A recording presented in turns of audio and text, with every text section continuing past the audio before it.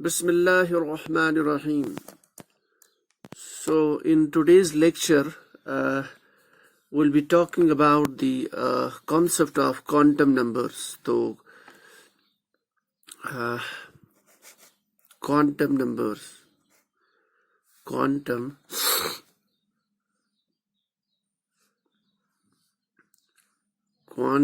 numbers. तो quantum chemistry में this is one of the important topics. और इतना tough नहीं है, it's very easy. Just a basic understanding about the quantum numbers and what is their importance. The quantum numbers ka topic, if you see that it comes at the 11th, 12th level also. But here we'll try to go a bit one step higher.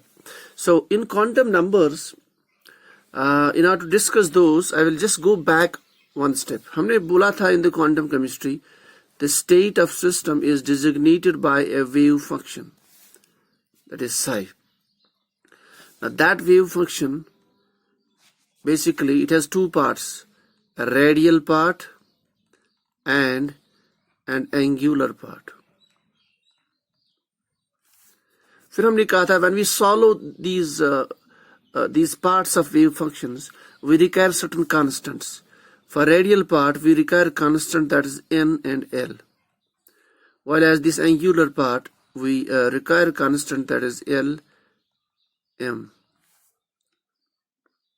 Now these constants which we use in the Schrödinger wave equation to understand this the subatomic particles, to understand the electronic wave. So these are basically called as the quantum numbers. So we basically have three quantum numbers, n, l, and m. Now in addition to this, there's one more quantum number which has nothing to do with the Schrödinger wave equation. That is basically called as the spin quantum number, s. So that's one more quantum number which was not discussed because that quantum number doesn't comes in the Schrödinger wave equation. So overall we have four quantum numbers, n, l, m, and s. So n is basically your principal quantum number. That is your principal quantum number.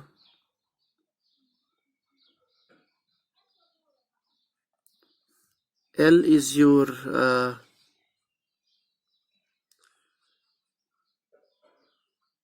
azimuthal quantum number. Azimuthal quantum number. And then you have this m, that is your magnetic quantum number. Magnetic quantum number. And then you have your last one. This is spin quantum number.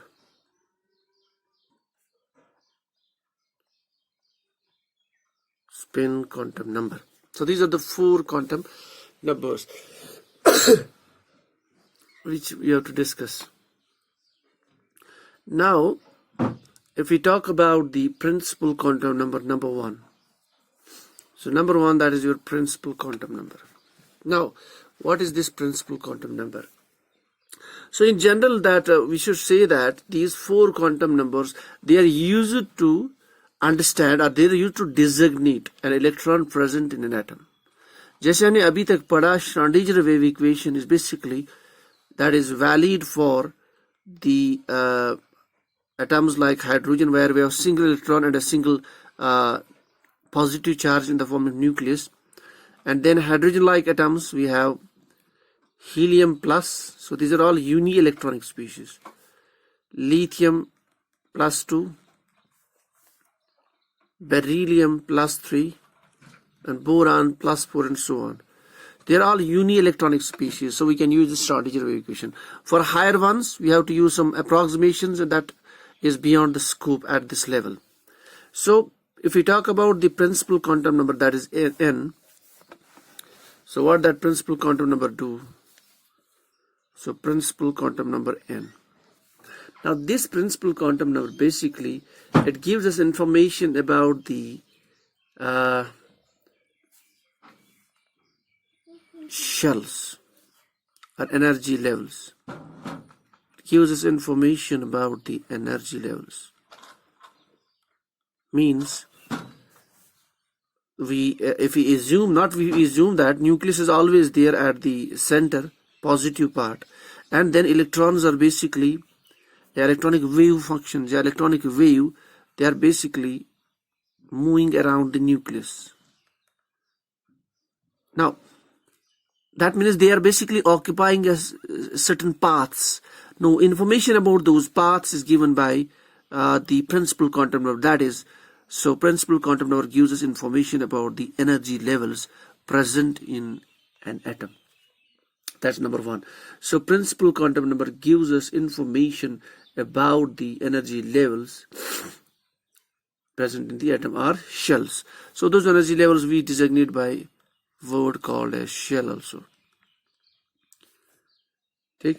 And then as per the quantum chemistry, if our energy level number 1 is this is 1, and then this is level number 2, this is level number 3, this is level number 4, this is energy level number 5. That means we are basically moving away from the nucleus. We are moving toward the infinity. Now this level number 1, it has been designated by K. So it's called as a K shell. And this is second level is designated by L. It's called L shell. And this third is designated by M. It is designated by M shell. So the names are K, L, M, N, and so on. So this is the principal quantum number. That is, it gives us the concept of energy levels or shells in an atom where the electrons basically occupy around the nucleus. And then इसी quantum number से हमें पता चलता है those electronic transitions, जिसे हम कहते हैं कि once the atom absorbs the radiation, then the electron jumps from this to this, or this to this, or this to this. So basically that electronic transition is directly related to these energy levels. So this is all about the basic concept. So इससे हमें क्या पता चलता है इस n value से? So with the help of this principal quantum number, we can actually calculate the energy. Number one,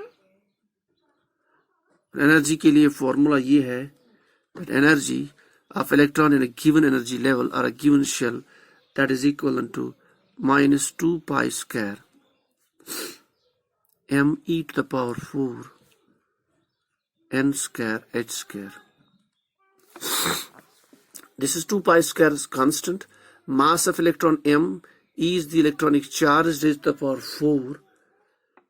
And then this is your n square, that is the number of shells. Which shell it is?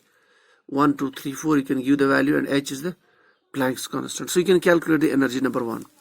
Second thing you can calculate here with the help of this principal quantum number, that is basically you can calculate the number of electrons. So if you know the energy level, you can calculate the number of electrons present in a given shell. So that is given by the formula 2n square. So for example, if n is 1, that means if n is 1, 1 square into 2, that is 2. Likely if n is 2, 2 to the 4, that's you'll get 8 value. If n is 3, that means in the K shell you have 2 electrons. It can accommodate maximum of 2 electrons. L can accommodate 8, and N can accommodate 18 electrons. So this is all about the basics of principal quantum number that gives us information of the energy levels, the concept of energy levels, and the energy of electron present in a given energy level. Now let's move to the next quantum number, that is your azimuthal quantum number. It is designated by L. So our next quantum number is azimuthal quantum number. Azimuthal quantum number. It is designated by L. So now we know that electron is present around the nucleus in a given energy level called as principal quantum number. So azimuthal quantum number is basically designated by L. What it gives us information is that it gives us information about the paths the electron occupies in a given energy state.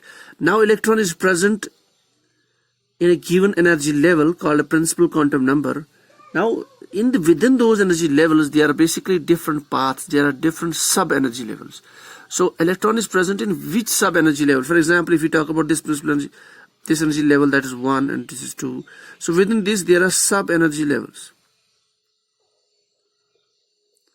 Those sub-energy levels, they constitute the energy level number 1.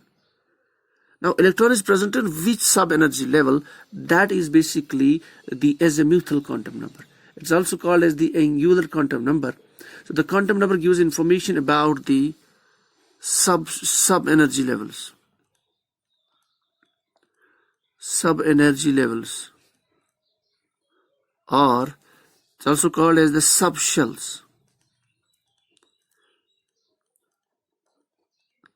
That within the principal quantum number, there are sub-energy levels, there are subshells present. So where are the electrons located, in which sub-level or subshell they are located? So it gives information about that. अब हमें कैसे पता चलेगा कि एक energy level में कितनी subshells है? That is given by this formula. For example, if we know N and L value, the number of subshells is given by 0 to n minus 1. Means, what do you mean by that? Let us say our n is 1. If n is 1, so the number of subshells in a given energy level is given by 0. 2, n is 1, 1 minus 1. That is, since 1 minus 1 is also 0, so 0 to 0 means 0. That means there is only one subshell, that is 0.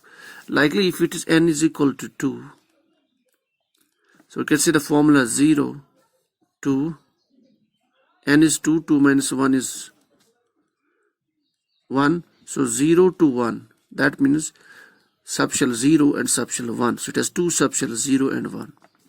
So in a given energy level, there are subshells. The number of subshells in a given energy level is given by 0 to n minus 1 formula. So for example, if n is 1, we can easily calculate that it is the subshell is only 1, that is 0.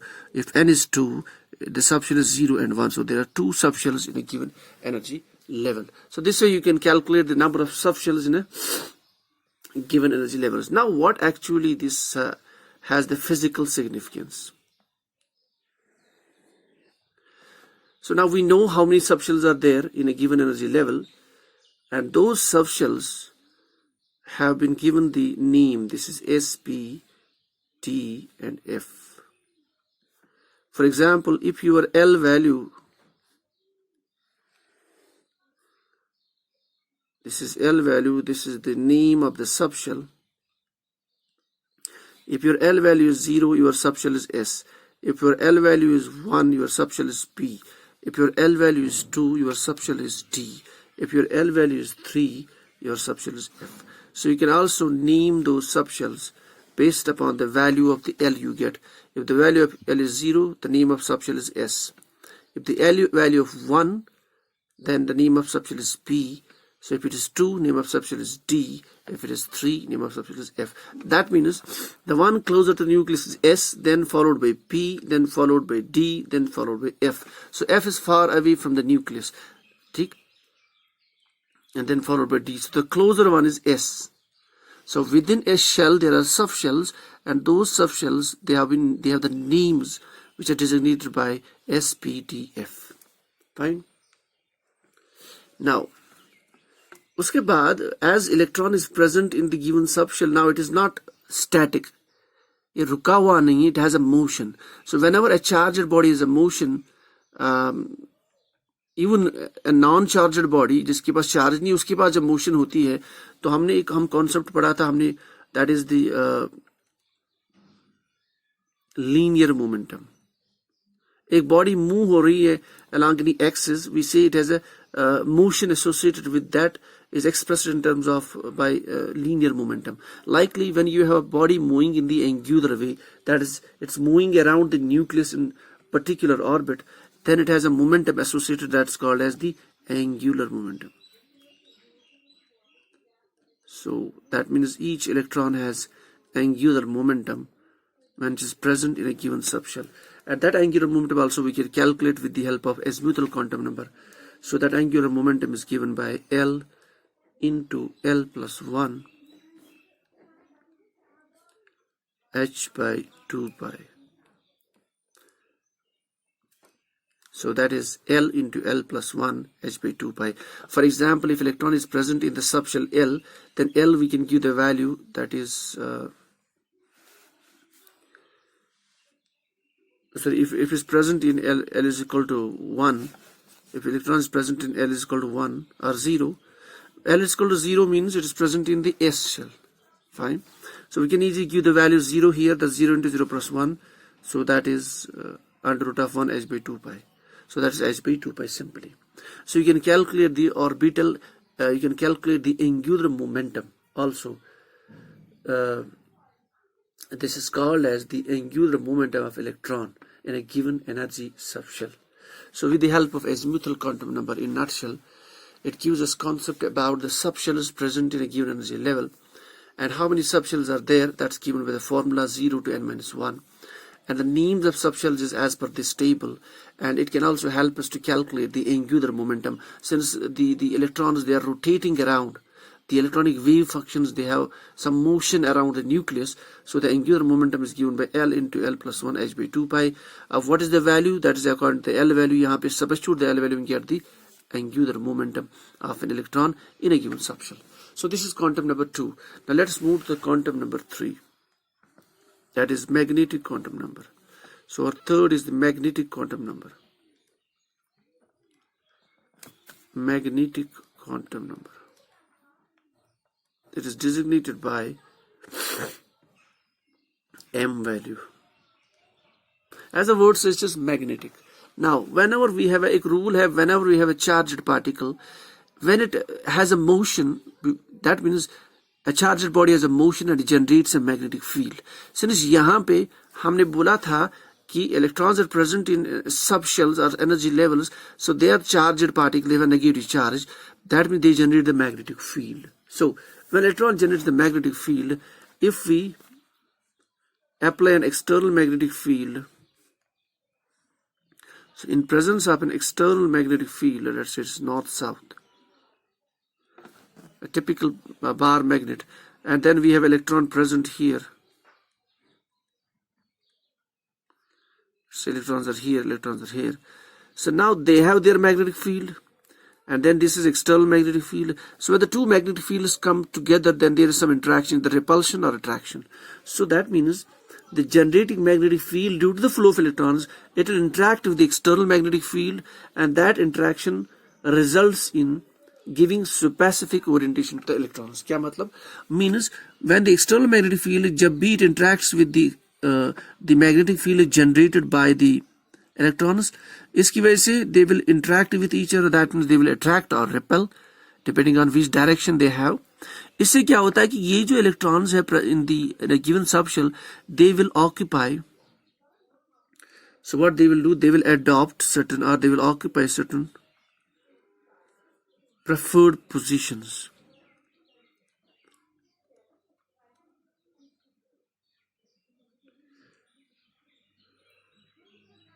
Preferred positions or preferred locations around the nucleus. So those preferred positions or preferred locations, they are basically called as the orbitals. So they are basically called the orientations. So are those preferred positions or preferred orientations we कह सकते हो. So they are called orbitals. So since electron has a magnetic moment, because motion in a given energy level, if we apply the external magnetic field, they will interact with each other. Interaction के बाद always ये होता है कि you will either lower the energy, one will lower the energy. System हमेशा ये चाहता है कि to lower the energy of interaction, or there will be higher energy if it is repulsion. So in this case, they will adopt those positions which are lower in the energy, or those orientations which are lower in the energy. So that means we have the concept of orbitals comes into the picture. इसका मतलब ये है कि electron is a given energy level, they are present in the subshell, and within the subshell they are present in certain specific orientations of low energy. So they are called as the orbitals. So those orbitals are given by the number of orbitals a given subshell. They are basically given by the quantum number m. And those orbitals, how many orbitals are present in a given energy level? that we can easily calculate with this formula. Minus L through 0 to plus L. So the number of orbitals in a given subshell is given by this formula. Minus L through 0 to plus L. Means if your L value is 0, so minus L means 0, 0, and plus L it is 0. So the value is 0 means in the L is equal to 1, the number of orbitals is 1. Now let us see if value of L is 2. L is 2 means electron is present in P is equal to 1. Sorry, L is, let us take L value is 1. That means it is basically electrons present in the subshell P. So minus L is 1, so that is minus 1. Here 0, here plus 1. So these are called as the 3 orbitals. Plus 1 orientation, 0 and minus 1 orientation, 0 and plus 1 orientation. So it turns out that it has 3 orbitals present. So in the P subshell there are 3 orbitals present. Fine. इसी तरीके से you can calculate the number of orbitals present in the different energy subshells. For example, if L is equivalent to 3.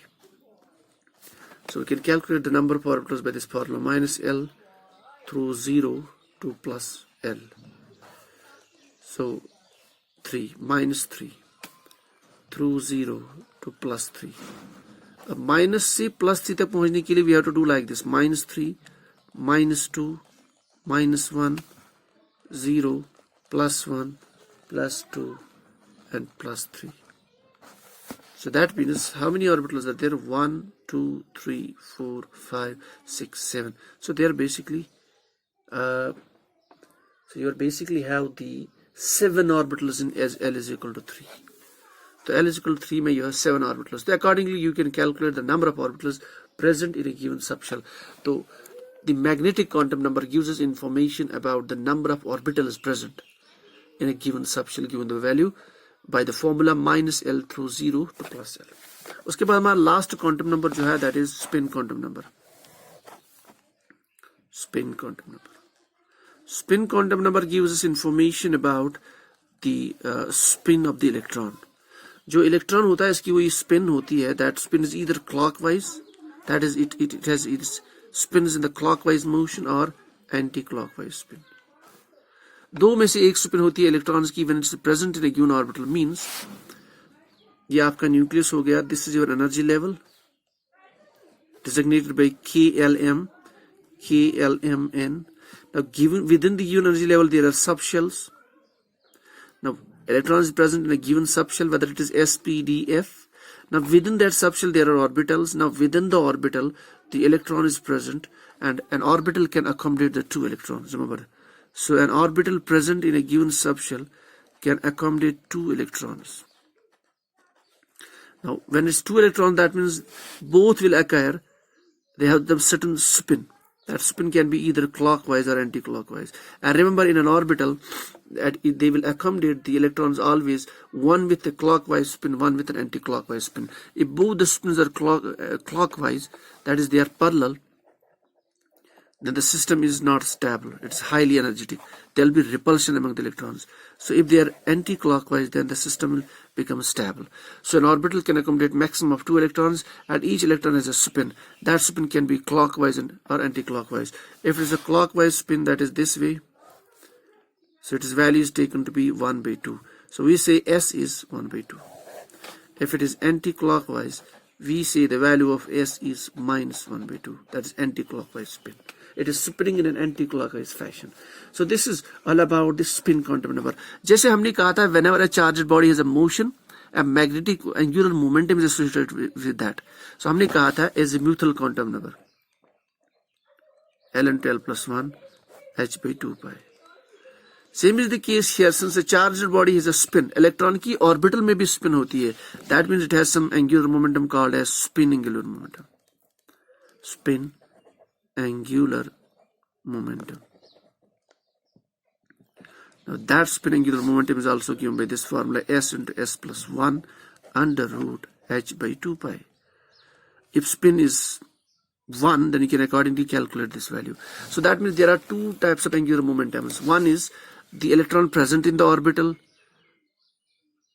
that is one type of angular momentum. That's यानी एक electron orbital में होता है, then it has a spin.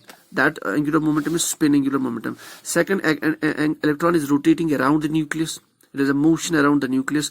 That angular momentum is called as the orbital angular momentum, and that is calculated by the value L into L plus 1 h by 2 pi. So there are two angular momentums. So the total angular momentum of an electron is basically the spin angular momentum plus orbital angular momentum. Orbital angular momentum.